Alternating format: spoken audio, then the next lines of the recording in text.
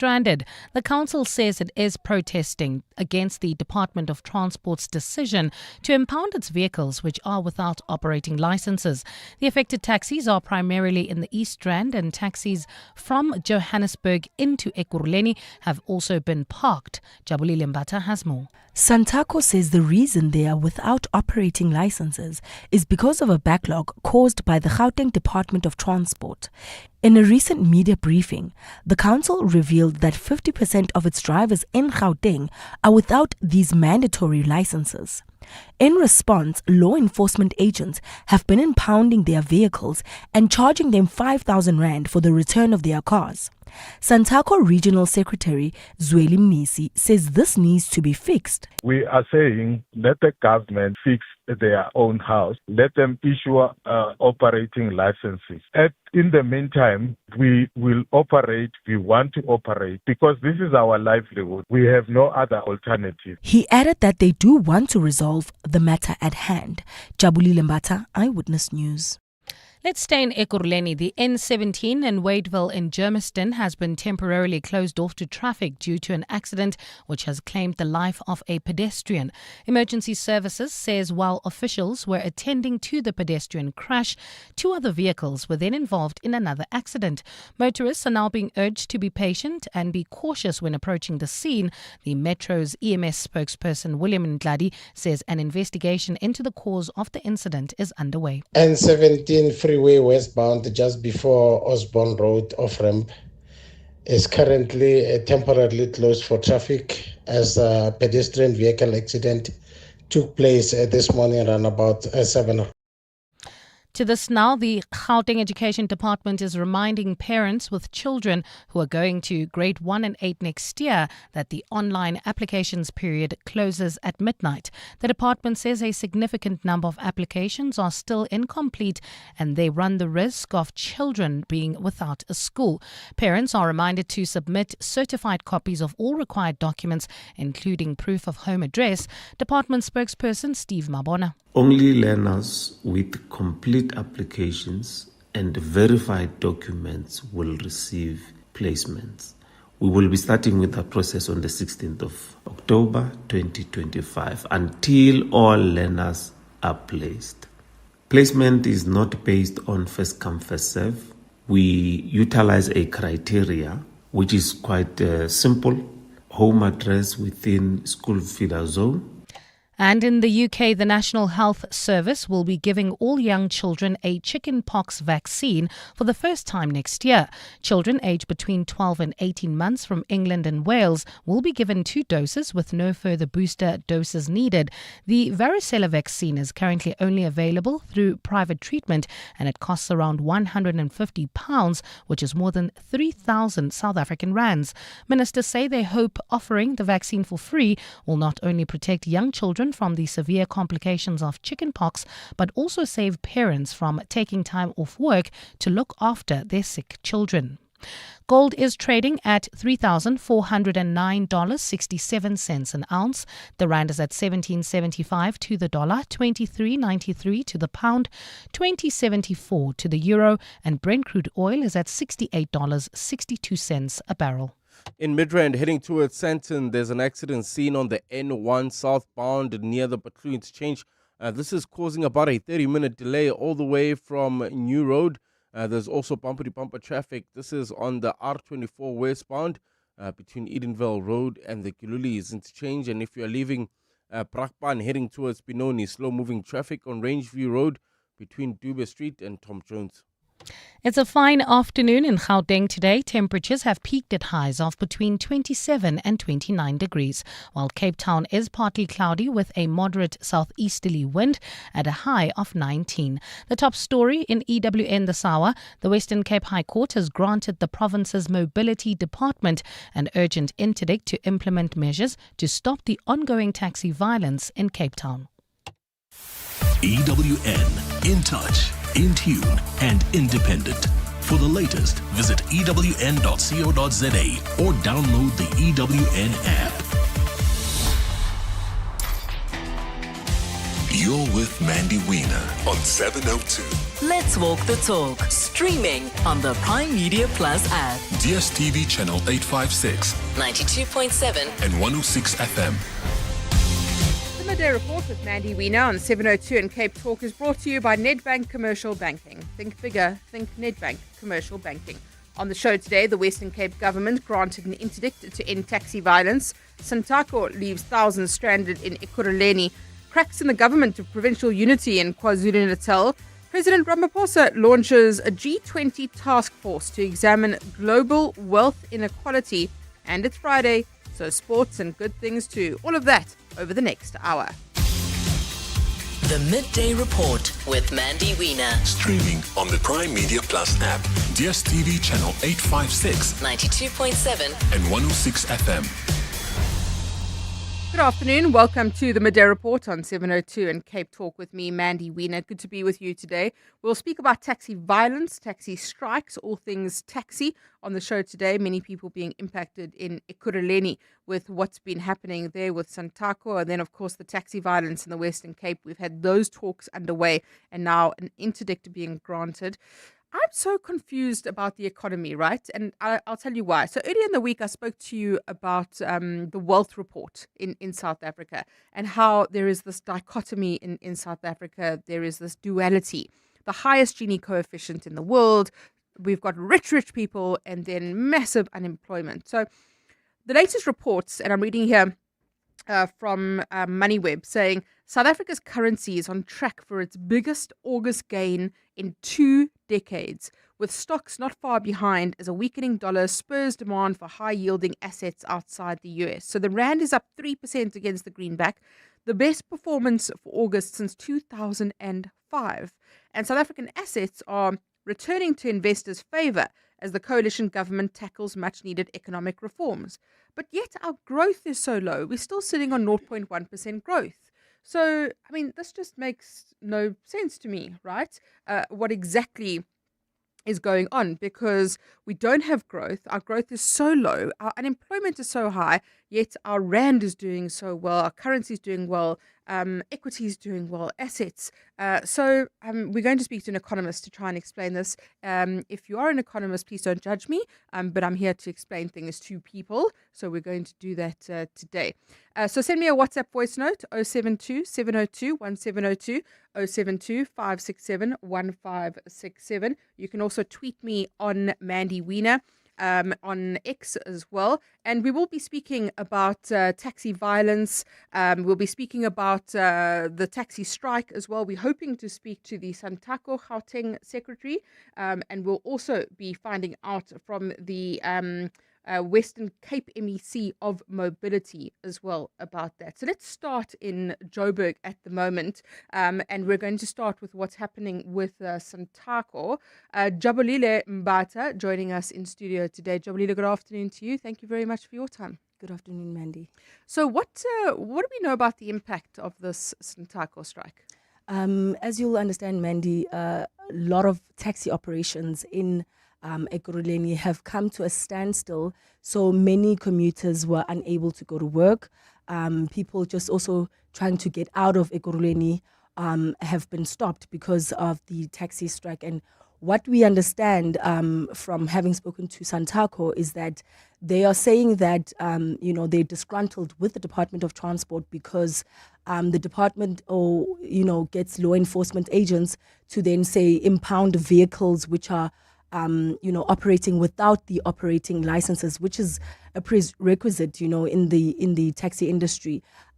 So, in essence, they are saying they know that it is illegal to go be on the road without an operating license, but they are still saying they want the department to grant them that leeway. And this is something that was caused by the department because there is a backlog. In fact, from the previous briefing that we attended that Santaco held, we heard that about 50% of drivers in Gauteng are on the roads without operating licenses. So it's not only Ekurhuleni that's affected, but Gauteng as a whole. So those people who need to catch taxis this afternoon, what impact will there be? Have they given us an indication? So what we understand is that the Santaco will be meeting with the MEC of Transport, MEC Gidiboni Diale Tlhabela. So hopefully there will be a resolution this afternoon. We're not sure whether people are going to be able to commute to Ekurhuleni or out of Ekurhuleni, but hopefully that meeting gets underway. So as things stand at the moment, there are no Santaco taxis operating. In Ekurhuleni specifically, yes, specifically. that's correct. Okay. Thank you so much for explaining that to us and unpacking it. Jabulile Mbata speaking to us there about Santaco and what's happening in Ekurhuleni. If you've been impacted, I'd love to hear from you.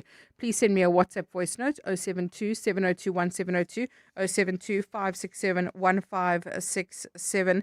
So that's specific to Ekurhuleni.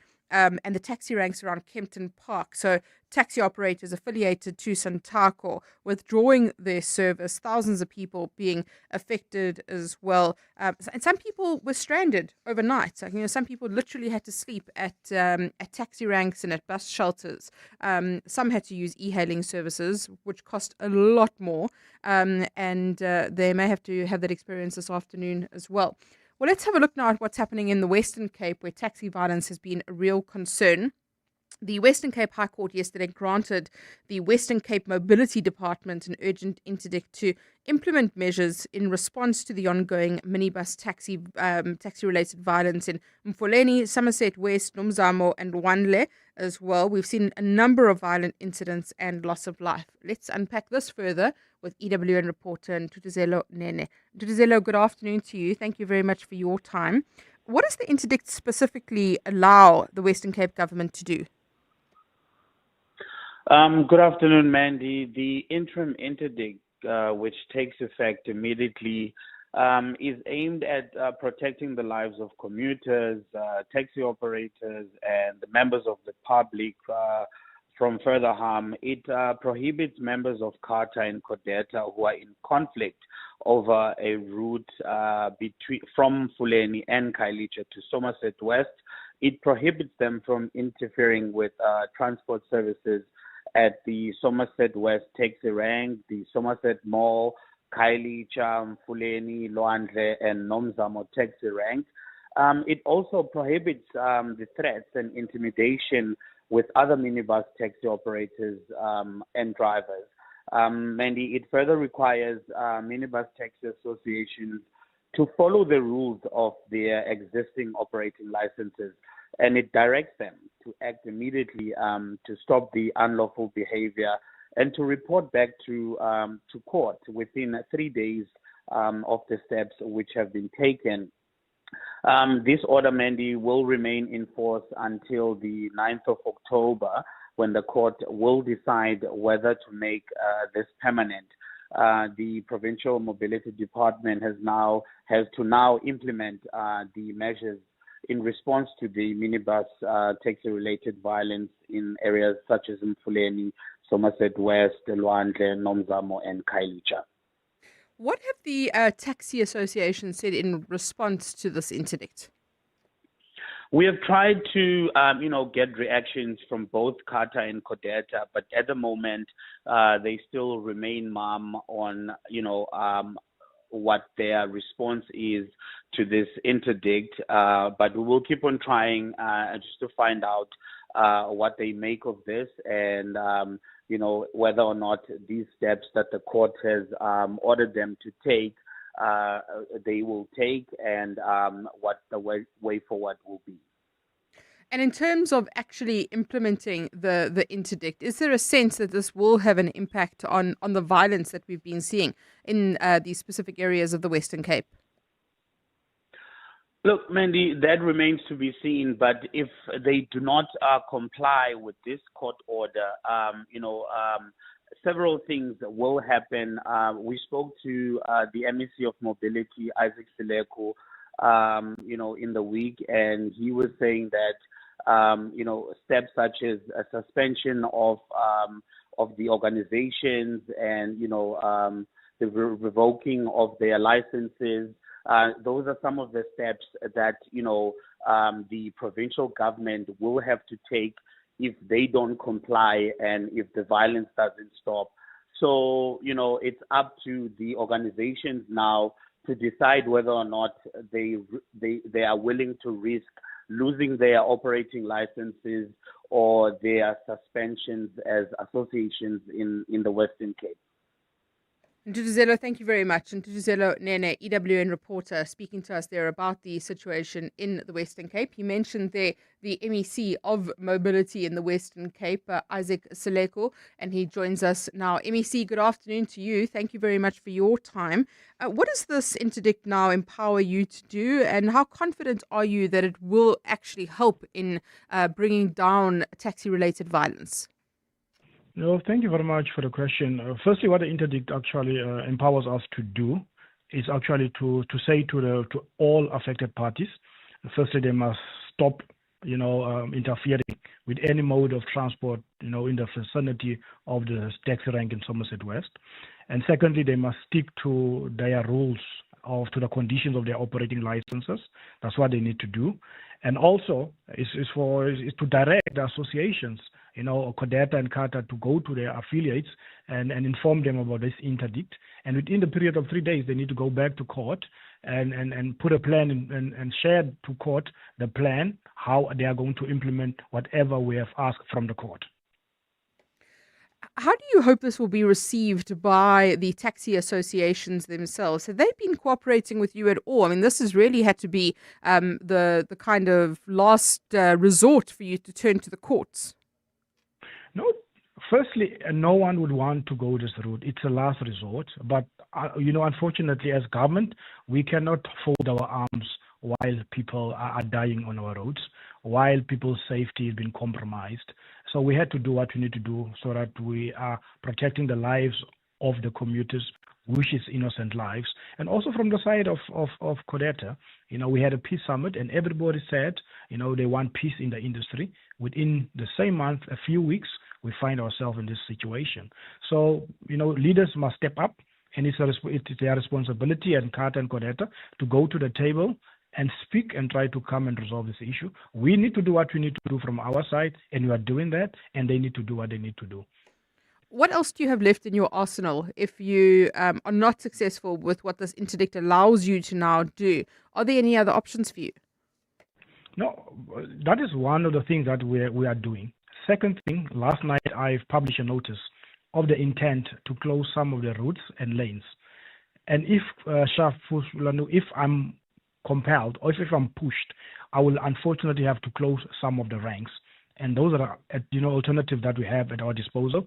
And lastly, the registrar has also already sent letters to the affected association, calling them, to come in to appear before them in terms of their conduct. And then ultimately, if they're found to have been, wanting, then there will be sanctions posed against them. You might deregister them and you might take some of their licenses. Those are the measures that we're putting in place to make sure that we safeguard the lives of our commuters in this province.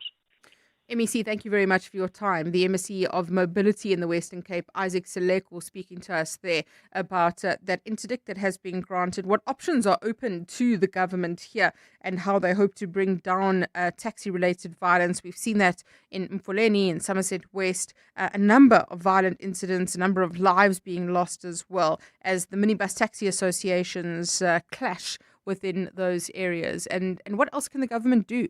I mean, do you have higher expectations of the government and what they can do to resolve the situation? Or is it really about the taxi organizations, the taxi committees coming together to try and find a solution? As you said, there was a peace summit, but it just doesn't seem to be working. And obviously the impact on that on commuters. The Midday Report with Mandy Wiener on 702 and Cape Talk is brought to you by Nedbank Commercial Banking. See money differently. Good day, Mandy. The government has allowed the taxi industry to be the law unto themselves. Now we do not have buses running, and now we basically in their mercy.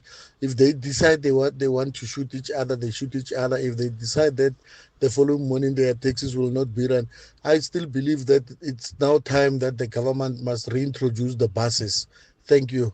Josephine Mondio. Real growth needs more than just banking, and Nedbank Commercial Banking is your growth partner. Their team of industry experts understand your business and its potential, offering insight to help you see opportunity where others see obstacles. Because when you can see what others don't, you can do what others can't. Think bigger. Think Nedbank Commercial Banking. See money differently. Nedbank is a licensed FSP and registered credit provider. T's and C's apply. Hey, no longer feeling like the man you used to be? The man who's the life of the party even when he doesn't attend. The fact is, 95% of men with low testosterone go untreated. Vitamin high-performance supplements for men helps recharge energy, regain lean muscle, and reload performance. Available at all good pharmacies and vitamin.co.za. Vitamin. Don't get older. Get better. What does extraordinary mean to you? Is it enabling world-class healthcare through telemedicine? Or empowering the delivery of water and electricity through smart meters? AI, cloud, enterprise apps, IoT and security. One seamless ecosystem. Together, let's build the extraordinary that sustains today and protects tomorrow. Start your journey at vodacombusiness.co.za. Further together, Vodacom Business. Have you heard? This Monday, 1 September, something big is happening at Dis-Chem. For one day only, benefit card holders get 25% off fragrances. Yes, your favorite brands. For him, for her, for you. But don't tell everyone. Or do. Just don't miss out. Shop in-store or online this Monday at Dis-Chem. Better beauty starts here. The Outsurance pointsmen know that every car on the road carries a story. Like the eager beaver driving to meet the woman of his dreams. Butterflies in his stomach, GPS on full volume. He checks his hair for the 7th time. Looking good. The Outsurance pointsmen know it's not just a car in traffic. It's a possible love story on the move. Every story is different and every story matters. That's why the Outsurance pointsmen have been doing what they do since 2005 in proud partnership with 702. Outsurance is a licensed insurer and FSP. WhatsApp Mandy on 072 702 1702. Good afternoon, Mandy. I think some time last week or the week before regarding the shooting in Mapunya Mall, there was a discussion about it. The chairperson of the Taxi Association came on and whatnot, and they're saying it's not them and all that. But right now, there's no taxis coming from Katlehong to Germiston, and they're stopping people from going on into Ubers and Taxifys, and there's shootings happening in Katlehong, in the Taroza area specifically. Thank you very much for that. On the WhatsApp line, good afternoon, Mandy. Why should poor commuters be subjected to this inconvenience by the taxi operators like Santako? The nonchalance exuded by these guys stinks to high heaven.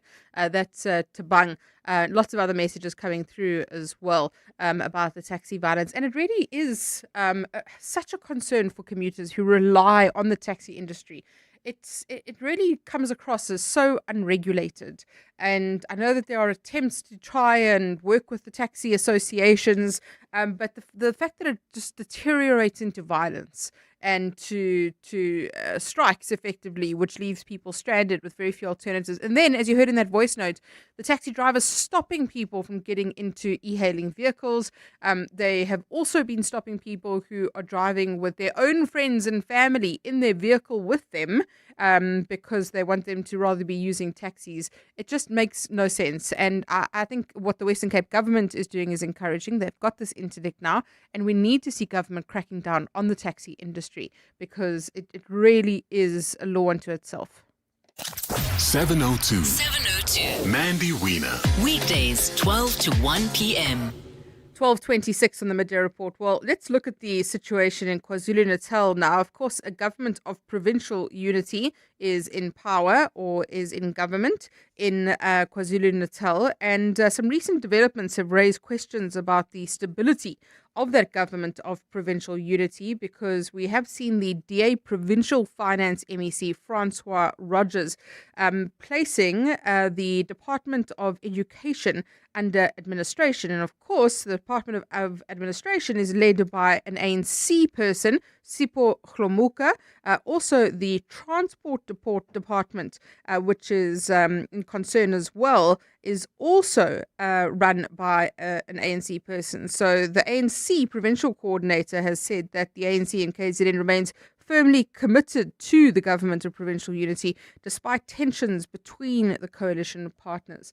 Well, let's speak now to the spokesperson for the KwaZulu-Natal Finance Department and for Francois Rogers, the MEC as well, Nkosikona Duma. Nkosikona, good afternoon to you. Welcome back to the Midday Report. Thank you, Mandy. It is so good to be back. So tell us about this decision by Francois Rogers to place the Education Department, and it's just the Education Department, right? Not Transport yet, under administration. Yes. So, Mandy, the right term to use here, and the MEC has acknowledged, should have been intervention. And he's doing it in terms of Section 18 of the Public Finance Management Act, which basically means that if in the event where a department like education in KwaZulu-Natal is experiencing extreme financial challenges, and the department cannot deal with those challenges, then it is up to the MEC. The MEC must, in terms of the PFMA, intervene in the Department of Education. Now, just to put this into context, the KwaZulu-Natal Department of Education, Mandy, has overspent its budgets. The action that has been imposed by the MEC is that the department should no longer spend money. It should no longer enter into contracts or issue new tenders because of these challenges that it is facing.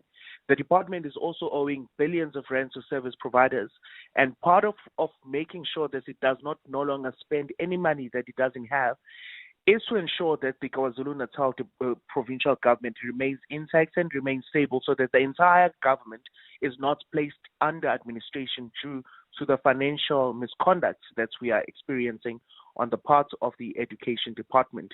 Now, with that said, the MEC's actions, I dispute that his actions are politically motivated, but rather it is about to ensure that the provincial fiscus is saved and to sustain the ability of the Department of Education to administer its affairs. I must make it very clear here, Mandy, that by withholding funds from the Department of Education, we have ensured that some funds remain available. That is funds for salaries, that is funds for the nutrition scheme or the feeding scheme, and that is funds for essential needs for schools, like that for norms and standards. That is to ensure that schools are able to pay for water and electricity. But the department is not allowed to take on any new tenders because of the current financial position it finds itself in. So the assumption many will draw is that you've got a DA finance MEC here targeting ANC-run departments because they can't do things properly. Is that a fair assessment, or does it have nothing to do with which party runs which department? Not at all. You earlier touched on the Department of Transport. There is clear evidence that that scholar transport tender was flawed from start to finish. And the MEC has acted in the best interest of the provincial government to protect us from being taken to court because of clear evidence that the scholar transport tender was rigged with improper conduct, and that it needs to be started afresh. So if you look at these actions, they're all about to save the KwaZulu-Natal government, and nothing, allegations of political motivations really do not stand here. There has been clear instances of financial misconduct and misconduct on both departments, and the MEC has acted in the best interest of the people of KwaZulu-Natal. Nkosikona Duma, thank you very much. Nkosikona Duma is the spokesperson for the KwaZulu-Natal Finance Department. 12:31, time for Eyewitness News headlines. Thanks, Mandy. Good afternoon. An energy expert has slammed NERSA for miscalculating an Eskom revenue shortfall, which could see consumers paying even more for electricity. This week, NERSA conceded to an out-of-court settlement of 54 billion rand with the power utility. This after Eskom launched a judicial review challenging the energy regulator's original revenue decision. Taxi operations in Ekurhuleni are still at a standstill this afternoon, with the South African National Taxi Council leaving commuters stranded. The council says it is protesting the Department of Transport's decision to impound its vehicles, which are without proper operating licenses. The affected taxis are primarily in the East Rand, and taxis from Johannesburg meant to go into Ekurhuleni have also been parked. Let's stay in Ekurhuleni. The N17 in Germiston has been temporarily closed off to traffic due to an accident which claimed the life of a pedestrian. Emergency Services says while officials were attending to that pedestrian crash, 2 other vehicles were involved in a separate accident. Those are the headlines. This EWN and more at 1 or as it happens.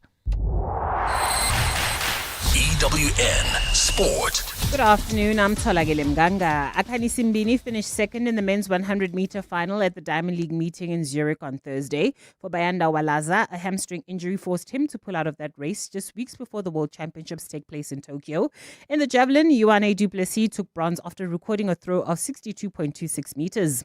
The Springbok women will look to seal a quarter-final berth at the World Cup when they take on Italy on Sunday. They claim their first group stage win since 2010 when they Brazil 66-6 in their tournament opener. And Centre Zinhle Mpumpa has emphasized the need to continue with their strong performances. It was a great start, and I think we've put a tag in our backs right now. Sad thing about sport, just knowing that whatever we have done in the weekend does not matter this weekend, and just to remind ourselves to just start back from zero again and start all over again and just build on that. Iga Swiatek, Jannik Sinner, Naomi Osaka and Coco Gauff are all through to the next round at the US Open. Stefanos Tsitsipas blew a match point as he exited the Grand Slam in the second round. That follows a 5-set loss to Daniel Amatia.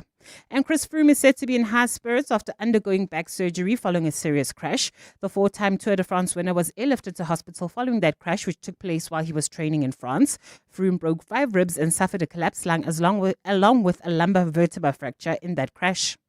Tola Gilimganga, Eyewitness News Sport. EWN Traffic. At this stage, if you're leaving Brakpan and heading towards the Benoni area, there's slow-moving traffic on Rangeview Road between Dube and Tom Jones. Also, traveling towards Bedfordview, that's in the Edenville area, there's slow-moving traffic. R24 westbound between Edenville Road and the Kiluli's interchange. In the Midrand area, there's bumper-to-bumper traffic. This is traveling towards Sandton. Expect about a 30-minute delay on the N1 southbound between New Road and the Patrol interchange due to an earlier accident. And in the Mother City, look out for those roadworks on FW de Klerk Boulevard, outgoing, approaching Lower Church. If you come across any other traffic issues, please WhatsApp us on 072-702-1702. There's more EWN on air, online, and on the EWN app. Year in, year out, we're fixing tires faster than a Formula One pit crew. My team is on top of things like tire whisperers. If an unforeseen accident were to happen in my workshop, at least I've got My Way business insurance to keep the wheels turning. Visit myway.co.za or dial 0860 64 64 64 and get a quote today. My Way is a licensed non-life insurer and FSP. T's, C's and standard rates apply. My Way. Live your way. Are you living with diabetes? Tired of painful fingerstick tests? Introducing a new continuous glucose monitoring system from Abbott Laboratories. The Freestyle Libre 2 system sends glucose readings straight to your compatible smartphone. With minute-by-minute glucose readings, optional glucose alarms and excellent accuracy, the Freestyle Libre system is here to support you in the management of your diabetes. For more information and where to buy your Freestyle Libre 2 sensor, visit www.freestylelibre.za.com. Now available at your local pharmacy. Beyond the roads they built, beyond the maps they drew, lies a place only the bold will know, where mountains rise like giants and rivers test your will. With a 2.4-litre turbo diesel and off-road capability, the GWM tank was born for this. Venture further in the Tank 300 from only $7,999 per month. Visit gwm.co.za for T's and C's and to book a test drive. GWM, go with more. Brought to you by GWM Finance, a division of Westbank and authorized financial services and registered credit provider. 702 and the Dis-Chem Foundation are shining the spotlight on the health matters you want to know more about. Here's what we explored this month. It started with fixing the muscles don't allow for a child, a newborn, to smile, which is a 10-hour surgery. Then they started with cleft palate and the like. And they don't just do that anymore. They're doing a lot of life-changing and sometimes life-saving operations. And not only is it the operations, it's the support that somebody like Ndinako and their families have when they go into the Smile Foundation. And society's not kind. Yes. And they make the whole process so much easier for the recipient of the operation. In Conversation on Afternoon Drive with John Perlman. Brought to you by the Dis-Chem Foundation, caring for the community on 702. WhatsApp Mandy on 072 702 1702. Hi, Mandy. In connection with the taxi strike or violence, I think Rashid Ramaphosa should declare the state of emergency to protect the innocent commuters and the employees who are going to work. So therefore, Ramaphosa is doing nothing to declare the state of emergency. That is why the violence and the murder and the killings is too high. And I can see that even Donald Trump, when he said he cannot come here for G20 meeting, yes, it is true. He cannot come in a country where there is a high crime. Where there is a high crime. My name is Les. Good day, Mandy. When e-hailing drivers strike, they don't block people from taking the taxis. When bus drivers strike, then don't block people from taking the taxis. But when the taxi drivers strike, they don't want us to go anywhere because they are the bosses. They think we are not allowed to go anywhere because they are on strike. We are in trouble, Mandy. These taxi people are criminals, and all this is allowed by government of South Africa. It's sheer lawlessness is what it is, and it's entitlement. And it's the taxi industry saying that, we run the show here. And I think it is very unfair, as you say, for taxi drivers to stop e-hailing drivers, to stop private cars from transporting people as well. If they are not providing the service, then what do you expect people to do? And I really think that government has just never been able to properly regulate the taxi industry in this country. I know that there were so many attempts. Remember Jacob Amabola, when he was the Gauteng transport MEC, the work that was done, and there have been so many summits, and I don't know if we're ever going to find a solution to this. Sipo on the WhatsApp line says, Mandy, Panyaza posted on X yesterday and praised the action of impounding those taxis and private cars. He called it safer GP. Where is he now to transport us? Has he sent a backup plan to take us to work? That's from Sipo. So we're watching, of course, the situation in the Western Cape with violence. We're watching in Kempton Park, in Ekurhuleni, the impact of the Sintako strike there. And it really does affect the economy. It affects individuals. It affects people getting to work and back. And that's why it's such a worry. The Midday Report with Mandy Wiener is brought to you by Nedbank Commercial Banking. See money differently. Well, speaking of the economy, two stories I'm interested in. The one is, you would have heard on EWN that the president has launched a G20 experts task force to examine global wealth inequality and its impact on growth, on poverty, on multilateralism as well. It's going to be chaired by the Nobel Economics Prize laureate Joseph Stiglitz. It's a 6-member task force, and it's going to present its findings to G20 leaders in Joburg in November. So that's what South Africa is using its presidency for, is to highlight issues affecting poorer nations, including rising inequality and sovereign debt burdens. And it's this inequality that I've been speaking about on the show all week, because I spoke to you about that wealth report earlier in the week and how South Africa has the most millionaires, Joburg specifically, in Africa.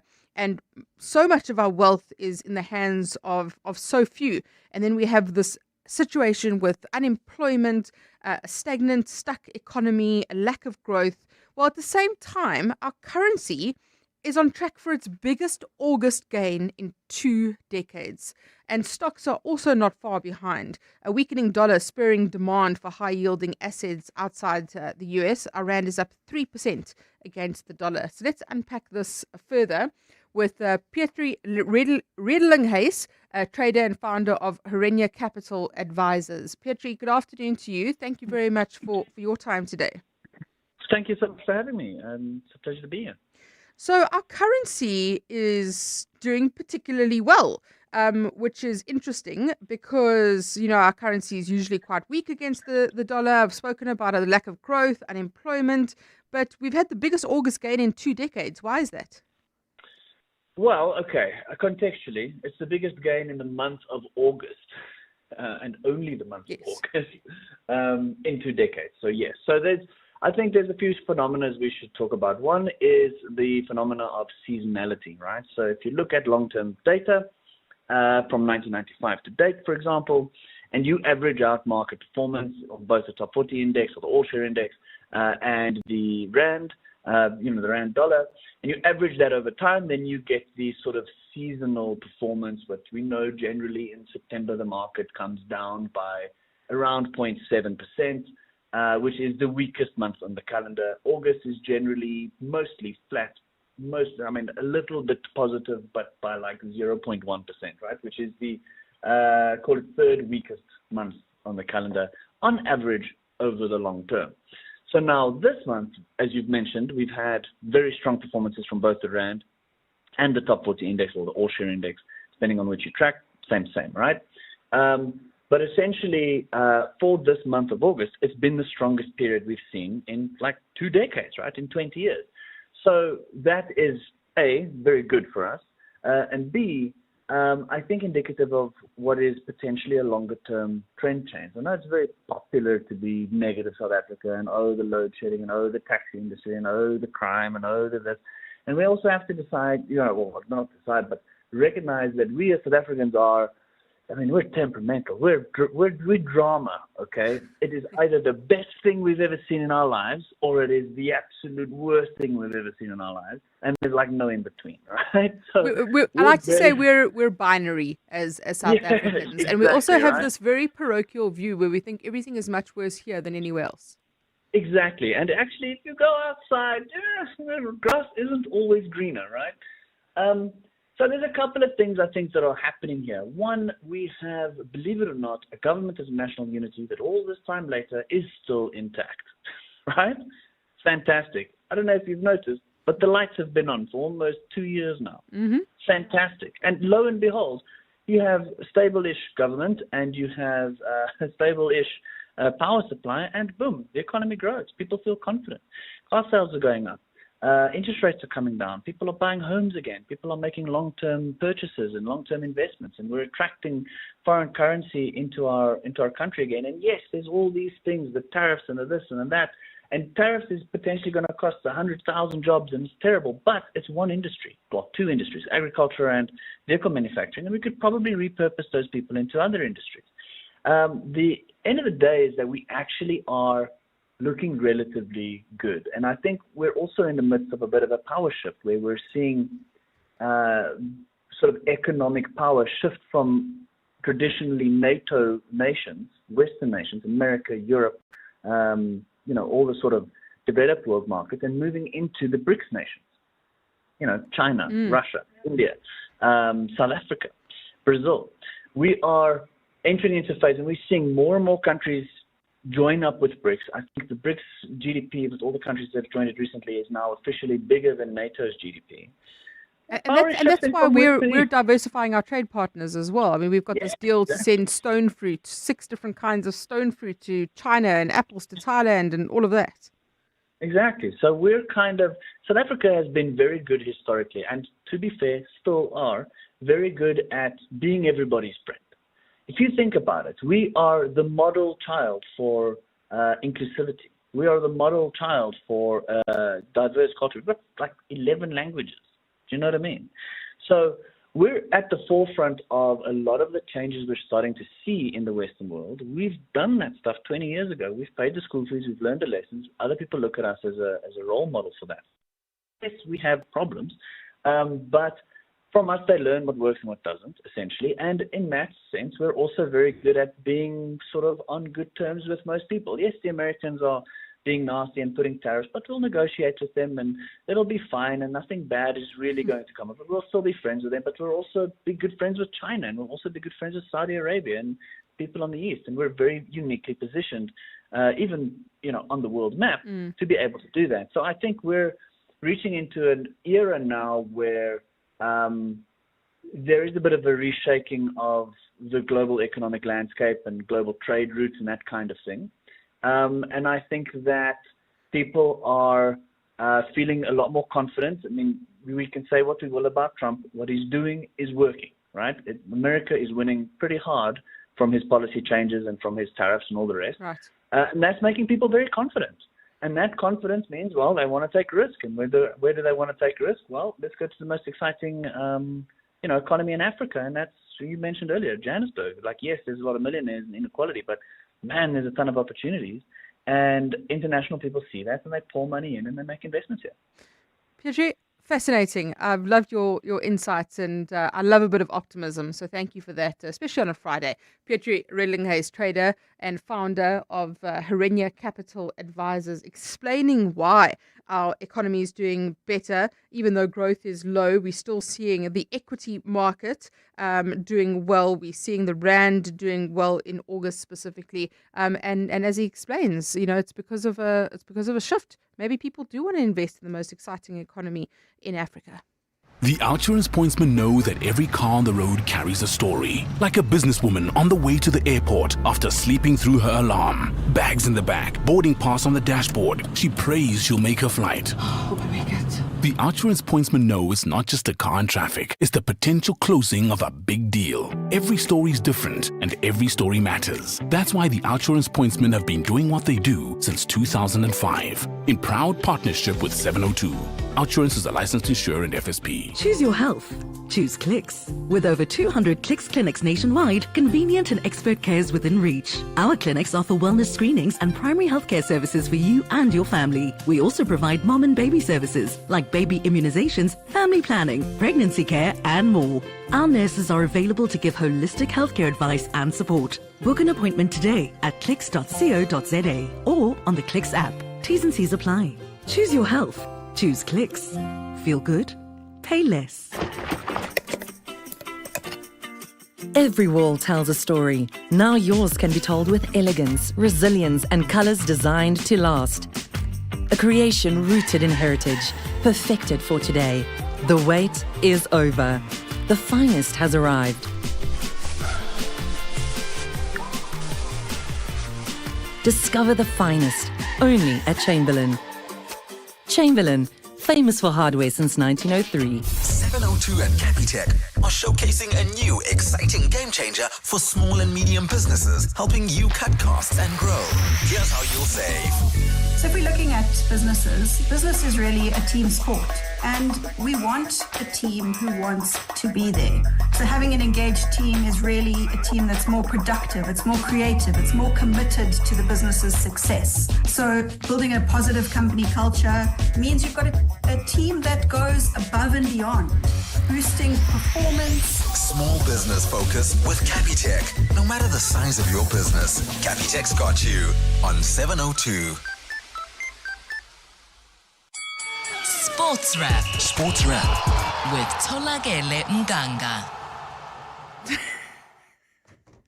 I try so hard to keep it together when you come into studio, and then Vanessa falls apart spectacularly, and I corpse on air. Tolakele, welcome. Hi, Mandy. I just said, what do you want to talk about? For the third time. You didn't answer the first two times. You're like my children. Yes, Mandy. We're starting with the Betway Premiership. Thank you. Yes. I just want to know what you were talking about. Because That's we've all. got an international break coming up the first week of September. This is the last round of league games. Before then, of course, then we know that once we come back from that international break, we've got the MTN 8 final. So the big games of the weekend to look forward to, especially at 3 o'clock tomorrow, is Stellenbosch up against Mamelodi Sundowns. Of course, we know Sundowns, even though they're in the top 3, it hasn't been great performances. Their fans have also not kind of been big fans of how Miguel Cardoso's side is currently playing. For Staleys, they want to make sure that having claimed that first win during the week, they follow it up. And it's always a great opportunity if you can actually beat the defending champions and give them a bit of a boost as they head into the final. For Kaizer Chiefs supporters, they take on Golden Arrows. And then for Orlando Pirates, they're up against Chippa United. Then in the Premier League, unfortunately, Manchester United fans have to watch another game. Wow, Grimsby, hey? Grimsby. It's only August. What was it? 12-11? Yes. In penalty shootouts. More importantly, Andre Onana is fit. And that's very concerning. Excellent deflecting there. Very concerning. You should be in the Manchester United defense. I'll probably be the only secure one there. It's so funny that over the last 24 hours, Ole Gunnar Solskjaer has lost his job. Jose Mourinho has also lost his job. And there have been questions about Ruben Amorim's job. So goodness knows what is happening behind the scenes. The club have put out feelers to a lot of the special UK. one. Never. I think he would return because it's now a new ownership structure and they are really focused on it's the manager that kind of shapes how the future of the club looks. But also they really have backed Ruben Amorim. Even when it comes to player showdowns, they've picked the manager over a lot of the players. For them, if they fight him now... With the manager and stay with him at this point. Will the fans stick with the manager though? That's another issue. But the bunch you guys have. No, I'm sorry. It has not been great. But the big game of the weekend will be that one between Liverpool and Arsenal. Of course, they were the top 2 last season. Liverpool, everybody pretty much expects them to walk the league once again this campaign. So that one will be interesting and takes place Sunday at 5:30. And then it's the US Open. So if you're looking for me, I'm in front of a TV. And we've seen Sinner did well. We've seen Iga do well. Iga's done well. Coco Gauff has struggled a little bit. Can we just talk about Naomi Osaka's Labubus that she has named Billie Jean Bling and Arthur Flash? I mean, how cool is that? I don't like them. Okay. I'm sorry. But Let's also talk about the tennis. More importantly, Mandy, for South African pride, the Springbok women, they're involved in the World Cup. They started their campaign against Brazil last week, Sunday. They won that 166-6. And then they're back in action against Italy this Sunday. If they win it, they're through to the quarterfinals. The work within the year that Swayster Brain has been involved in this team, they have had hard and difficult games against the likes of France and England when they've had pre-warm-up matches. But it's really served them well when it comes to this stage of the diamond, which is making sure that once they get to this tournament, they're performing well. It was their first win since 2010 last Sunday. So they're going to want to make sure that they get the win and then they start focusing on the knockout rounds and doing well there. Let's get behind them all the way. Thank you so much, Tolakele, wrapping up the weekend sport for us. Real growth needs more than just banking, and Nedbank Commercial Banking is your growth partner. Their team of industry experts understand your business and its potential, offering insight to help you see opportunity where others see obstacles. Because when you can see what others don't, you can do what others can't. Think bigger. Think Nedbank Commercial Banking. See money differently. Nedbank is a licensed FSP and registered credit provider. T's and C's apply. Spar brings you super savings. Get 1 litre 6-pack Spar Long Life, full cream, low fat or fat-free milk, excluding lactose-free, for $89.99 with Spar Rewards, or 900-gram original Bacoma Wheat Bix for $49.99. Save 15 Rand with Spar Rewards. Plus, you could win your share of 6 million Rand in instant cash. Prices valid until 7 September 2025, while stocks last. T's and C's apply. It's that time of the year. Sneezing, itchy, watery eyes, blocked noses and coughs. It's time to live, work, play and sleep allergy-free. For trusted relief for you and your family this allergy season, ask your pharmacist for the Adcock Ingram OTC Allergy Survival Pack. With products like Allergex Non-Drowsy, Cetisid, Levogex and more, we have you covered. Remember, Adcock Ingram OTC. And visit beprepared365.co.za. 702 was live from the ACSA International Indaba Conference Center as Airports Company South Africa announced their 2024-2025 annual financial results. It's a very exciting day to announce the results for ACSA with their sterling performance. What makes it so significant is that it creates a buffer, almost like a balance between aeronautical revenue, which is aviation revenue. It mitigates the risk. So you diversify revenue so that you don't have over-reliance on just one stream of income. That's a significant part of it. And it has been growing significantly, like almost balanced 50-50 with the aviation revenue in the past few years. Airports Company South Africa is proud to be sustaining the pulse of SA's economy and global connectivity. Visit airports.co.za for more info. 702. Let's walk the talk. Good things. Good things. With Brent Lindecky. Ending off the week for us, as always, on a Friday at the end of the show. Brent Lindecky, the Good Things Guy, joining us. Not quite in person because he's jolling, as Brent does. He is chasing the sun in Europe somewhere. So Brent has sent us a WhatsApp voice note with the good news stories of the week. Hey, what's happening, 702 and Cape Talk listeners? It's Friday, which means it's time for my favorite part of the week, Fry-Yay, where we look at 3 incredible good news stories that'll give you a boost going into this weekend. I'm Brent Lindecky, your Good Things Guy, and first up, the South African flag just never rests. And once again, it was Ekurhuleni Simbini carrying it proudly across the finish line. In a 100-meter final packed with drama at the Diamond League, Ekurhuleni reminded the world that he's still the heartbeat of South African sprinting. Many had started to whisper that his best days were behind him, but he silenced the doubters by stepping onto the podium under the brightest lights. And what a moment for Team South Africa, with not 1, but 3 sprinters in the final. Bayanda Waldwazi sadly pulled up with a hamstring injury. Sean Maswanganyi held his own against the world's fastest, and Ekurhuleni proved once again that resilience pays off. Add to that, Joanne du Plessis, Prudence Sekotsi, and Zane van der Walt putting on strong performances too, and you can feel it. South African athletics is thriving. But make no mistake, the night belonged to Ekurhuleni. Once again, he lifted the nation, and once again, our flag refused to rest.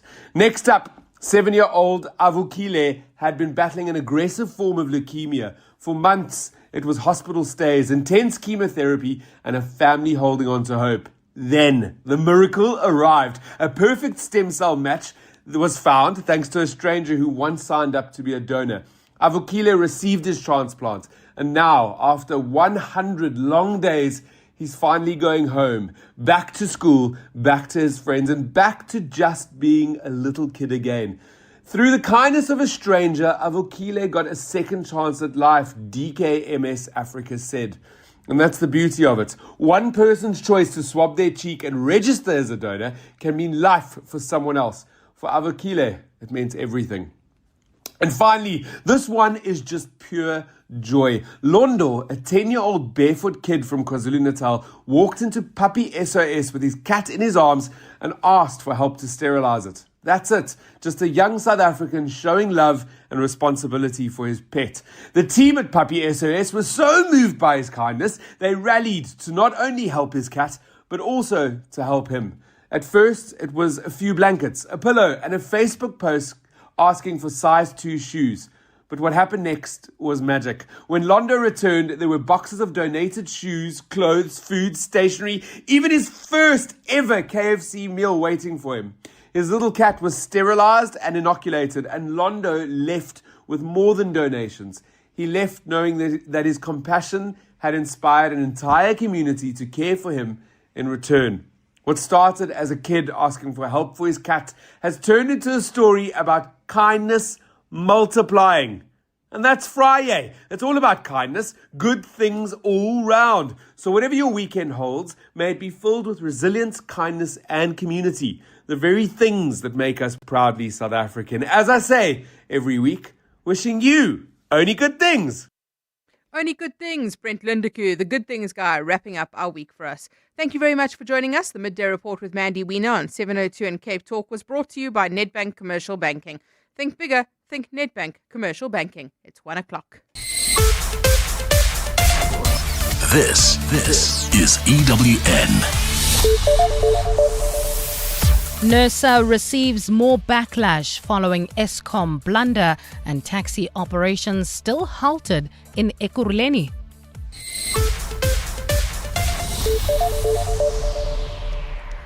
Good afternoon, I'm Bali Dlamini. An energy expert has slammed NERSA for miscalculating an Eskom revenue shortfall, which could see consumers paying even more for electricity.